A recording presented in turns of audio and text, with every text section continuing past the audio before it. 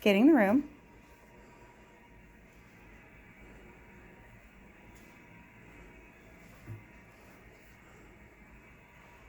Hello, my name is Joyce Jones. I'm an AD student at Wilson State College, and today I will be performing some central line skills. So to get started, I have collected my healthcare provider orders and my MAR, and I'm just going to double check that the information is accurate and matches. So I have Chester chest 719 of 19, which matches up with my MAR, and the doctor has ordered IV medications, a dressing change, ceftriaxone 1 gram IV push every 8 hours, and heparin and a heparin flush. And I'm also going to use the port for blood draws, and so that matches up, and so I don't need this anymore. And so I'm just going to go ahead and get started by going into the patient's room, verify my client, and we'll go from there. So knock, knock, knock, I've entered the patient's room. I verify that I have the right patient. I have Chester chest, 719 and 19. And I checked his wristband. He said he has an allergy to codeine. I know that it's safe to give these medications because there's no codeine. I have assessed the site, and there's no pain or tenderness. It doesn't look inflamed at all. And so I have turned off the pump, and I'm going to wait 10 minutes before I come back and get that blood draw. And so I'll just go to the med room and gather my supplies. Okay, so I'm in the med room. I've gathered my supplies. None of them are expired. They're all fine. So now I'm going back into the patient's room, provided privacy, perform hand hygiene, and ask him if he has any questions. And he doesn't, so we're going to go ahead and get started. So I put it on a new pair of gloves. And I'm going to start with his blood draw. So I am going to clean this port first. Okay, and I'm just going to let that air dry, making sure that the clamp is closed. And I will go ahead and get my saline lock ready. Getting rid of all those air bubbles. I'll go ahead and attach this, unclamp the tube, and then I'm just going to aspirate enough that I can see the blood up to the syringe but not inside the syringe. And I'm just going to go ahead and now that I have checked that patency, I'm just going to go ahead and use the push-pause method and insert this 10 mils of normal saline. Okay, and so I'm going to go ahead and get ready for my blood draw. So I'm going to go ahead and draw out 10 mils of blood. By the way, the phlebotomist is in here with me. So I'll go ahead and clamp that. This will be discarded, and I will get out my other syringe to have ready for the phlebotomist. Okay, this is still sterile, so I'm just going to go ahead and attach that in. I'm going to draw out 10 mils. I'm just kidding. I'm going to unclamp, and then I'm going to draw out 10 mils. And I will clamp and give that back to the phlebotomist, and she will go take that to the lab and have it tested. And now I'm just going to go ahead and aspirate this one. I'm going to flush this one more time. So I'm going to go ahead and unlock, and I'm going to use the push-pause method and flush the full 10 mils.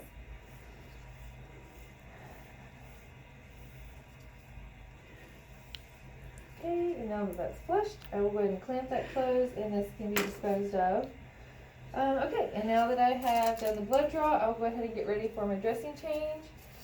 So once again, just verifying that's the correct patient, and I will wash my hands and don new gloves. Okay, and so I'm going to go ahead and get started by just taking off the old dressing.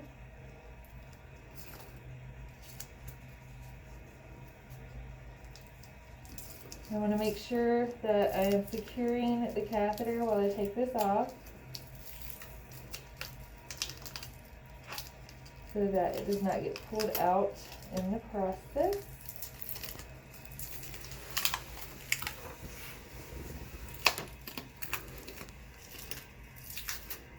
And I'm also assessing the site, just looking for any drainage or redness.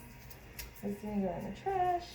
And I'm going to go ahead and take off this antimicrobial thing. Okay. And now I will take off these dirty gloves and I will get ready for my sterile procedure. So I perform hand hygiene and I'm going to put on a new pair of gloves. Or, yeah, I'm just going to put on a new pair of gloves. Better be safe than sorry. So, I'm getting out my check the sterility of this. It's not expired or anything, so I'm just going to go ahead and open that up and get ready for my dressing change. Okay, I'm going to go ahead and apply this mask to my patient's face and make sure that the bed is at a comfortable working height, the head of the bed is lowered, and instruct him to look away from the site so we do not contaminate it. Okay, and so now I'm just going to move my gloves out and grab the sterile drape, making sure not to touch any of the sides or any of the middle, and just use the sides. Okay, and now that that is ready, I'm just going to take my antimicrobial patch. I'm just going to drop it into my sterile site. Okay, so we're going to pretend that that didn't happen and that dropped into my sterile site. Okay, and so I performed hand hygiene, and now I'm just going to get started by putting on my sterile gloves.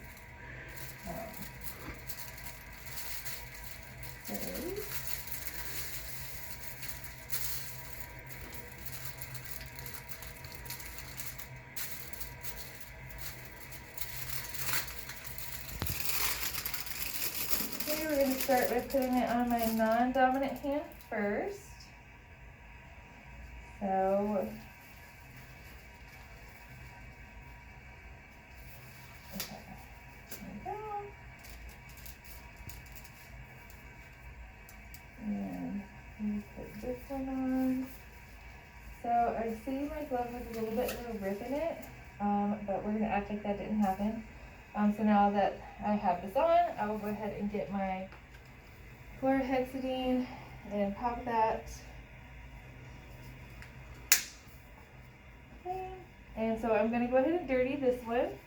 And I'm just going to start by cleaning that site, assessing for any redness, making sure to secure that catheter so it doesn't come out, starting from the inside and working my way out. Cleaning that, and I will clean the tube. Okay. And now that that is clean, I will go ahead and get my forceps here, and I'm just going to dry that off.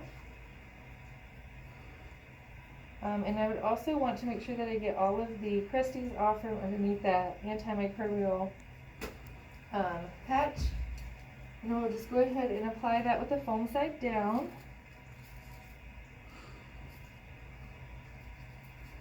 Okay, and I'm just going to let this kind of sit there for a second. And I'm going to go ahead and grab my patch and get that placed on my patient.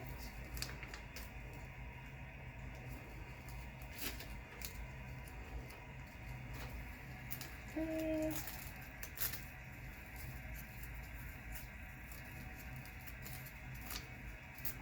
And I just want to make sure to document or to label the site with the initials, date, and time.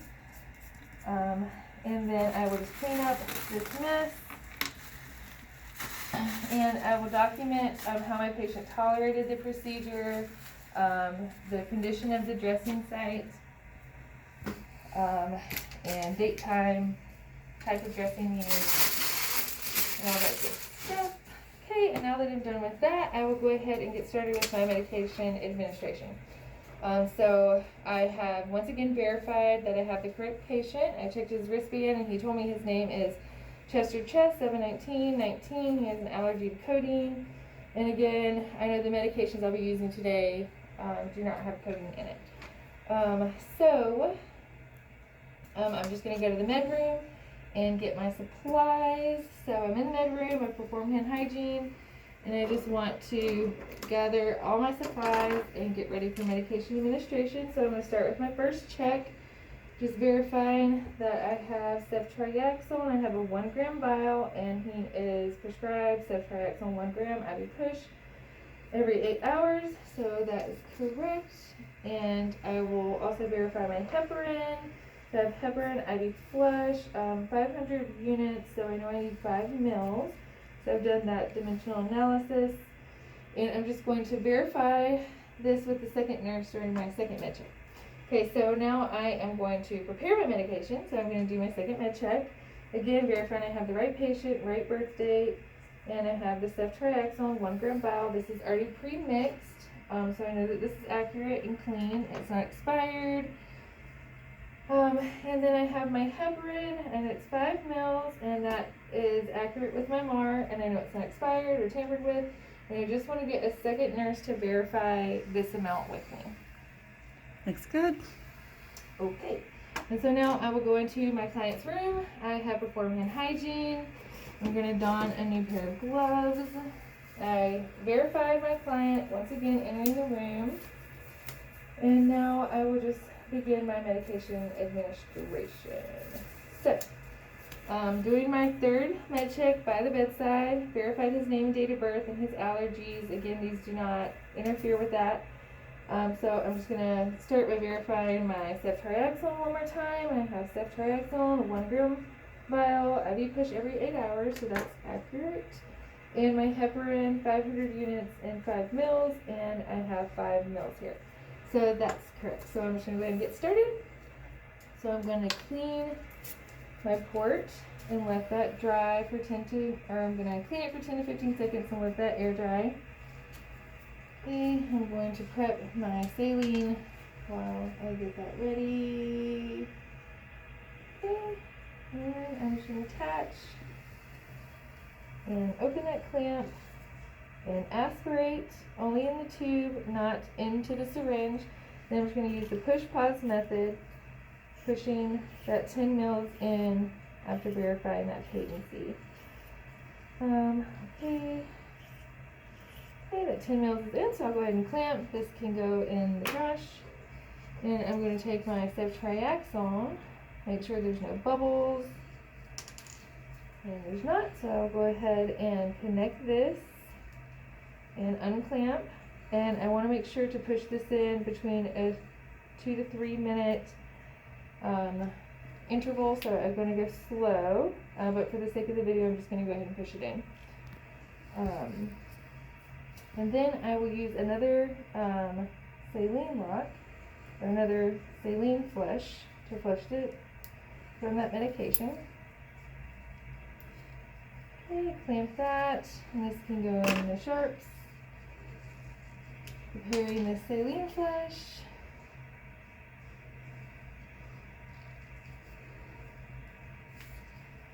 Unclamp and use the push-pause method for this 10 mils as well.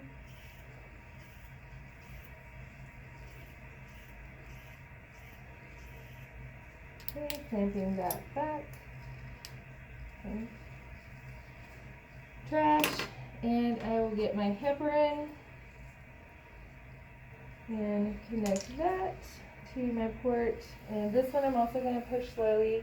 I'm going to use the push to pause method, so I will go ahead and unclamp that and push to pause this one in. Okay. And I'm just going to leave that there to keep the tubing from getting any clots or anything. So I am making sure that my client is still okay and his site looks good. And I'm just going to perform hand hygiene, clean up my meds, document what I've done here today as far as the blood drawn, and that I gave that to the pharmacist or phlebotomist, and the medications that I administered, how the patient tolerated, the dressing, and that's it.